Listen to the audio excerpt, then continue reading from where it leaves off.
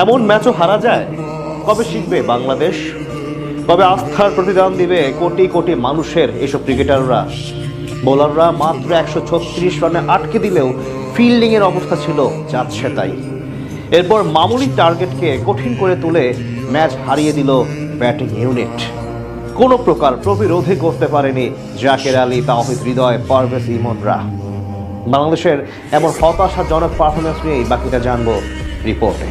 বাঁচা মরা লড়াই, যারা জিতবে তারাই খেলবে ফাইনাল। মহা গুরুত্বপূর্ণ ম্যাচে 3 পরিবর্তন নিয়ে মাঠে নামলেও একাদশে ছিলেন না নিয়মিত অধিনায়ক লিটন কুমার দাস। তার পরিবর্তে আজও দায়িত্ব সামলান জাকের আলী অনিক। দুবাই আন্তর্জাতিক ক্রিকেট স্টেডিয়ামে এদিন টস জিতে প্রথমে বল করার সিদ্ধান্ত নেয় বাংলাদেশ।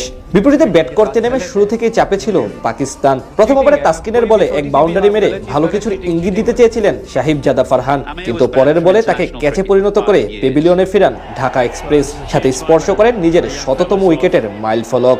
শুরুর ধাক্কা সামলে ওঠার আগে প্রতিপক্ষকে আরও বেশি চেপে ধরেন শেখ মাহাদি হাসান। দ্বিতীয় ওভারে আক্রমণে এসে 0 রানে সাইম আইয়ুবকে আউট করেন এই স্পিনার, যেটি কিনা আসরে পাক ব্যাটারের এটি চতুর্থবারের মতো ডাক মারার কীর্তি। এরপর ফখর জামান খানিক চড়াও হওয়ার চেষ্টা করলেও পুরো পাওয়ার প্লে জুড়ে